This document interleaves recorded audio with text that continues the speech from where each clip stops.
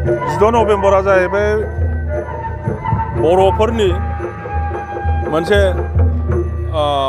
बिराद माने मा होननांगौ जाखो गोथार सान बे दिनावनो बर' राव थांनानै थानाय थायैनि कयसना बेहायनो सोनारदोंमोन।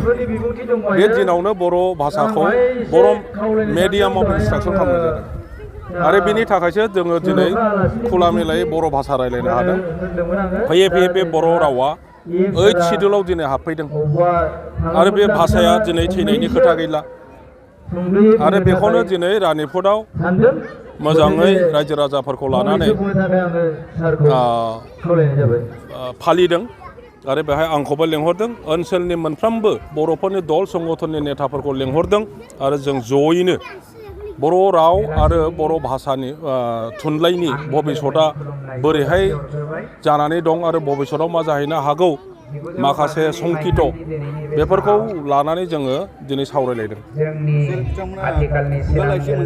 बिजाब बेखेवनानै होदों। बे बुब्लियाव जोंनि बर' लाइमोनफोरा गोबां फरायनाय लिरनायाव गोहैलो जानानै थालांनायखौ जों नुदों। सार मा खावलायगोन दा मोनसे फोजाखांफिननायनि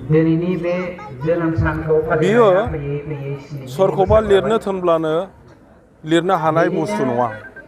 बेयो जाहैबाय इननेट मानसिफोरनि बे जेनेटिक जन्मनिफ्राय मोनबोनाय माखासे गियान थायो। सोरबाया गेलेनायाव बांसिन गियान थायो, सोरबाया दामनाय देनाय खननायाव, सोरबाया खन्थाइ लिरनायाव, सोरबाबा बायदिसिना लिरनायाव, सोरबाबा साइन्स टेक्न'लजिनि सायाव। दा निस्सय बे ओनसोलाव बेबायदि थुनलाइनि सायाव बारा सरसा खालामनाय मानसि गैयिनि थाखाय लिरनाया खम जादों जानो हागौ। आङो खावलायो जे बांसिनै बांसिन थुनलाइ सोरजिनो थाखाय जेन' बयबो गोसो होयो। जोंनि गुदि फरायसालिया दालागै थैनायनि लामायाव बेयो जोबनायनि लामायाव थांगासिनो दङ। आं गोदोनो जेब्ला शिक्षा बिभाग नायदोंमोन BTC सरकाराव, अब्लानो बेखौ आं नुनानै बर' साहित्य सभा, दुलाराय बर' फरायसा आफाद आरो बर'नि जेसेबां दल संगठनफोर दङ नोंथांमोनखौबो लानानै, रिपर्टार जार्नालिस्टफोरखौबो लानानै आं सेमिनार लेंबाय थादोंमोन जे भबिसतआव बर' मिडियाम आरो बर' मिडियामनि स्कुला मा जानो थांगासिनो दङ। खिन्थु बै समावहाय आंनि खोथाखौ बुजियाखै। दिनै लासै लासै बेनो जाबोगासिनो दं, बयबो रियेलाइज खालामगासिनो दङ।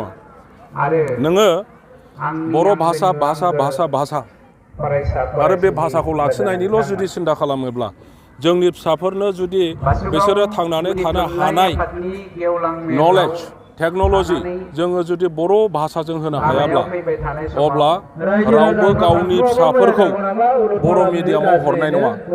बेखायनो बर' थुनलाइ आफादनि दैदेनगिरिनिफ्राय लानानै, दुलाराय बर' फरायसा आफादनि दैदेनगिरिफोरनिफ्राय लानानै, BTCनि दैदेनगिरिफोर आरो बर'नि डक्टर, इन्जिनियार, प्रफेसार्स, बर' डिपार्टमेन्टनि लेक्सारारफोर, प्रफेसारफोर, IAS, IPS अफिसारफोर, ACS अफिसारफोर, APS अफिसारफोर रावबो बर' मिडियामाव फोरोङाखै। अब्ला बे मिडियामा बोरै थांनानै थानो? खार'ना मा? बेनि सायाव रिसार्च खालामनांगौ आरो बे रिसार्च खालामनानै इंलिश मिडियामाव जि गियान मोनो बे गियानखौ बर' मिडियामावबो मोननाय खालामनो हायागौमानि बर' मिडियामा दिनैनि दिनाव थांनानै थानांगौआ जोबोद दिगदारि जानानै दं।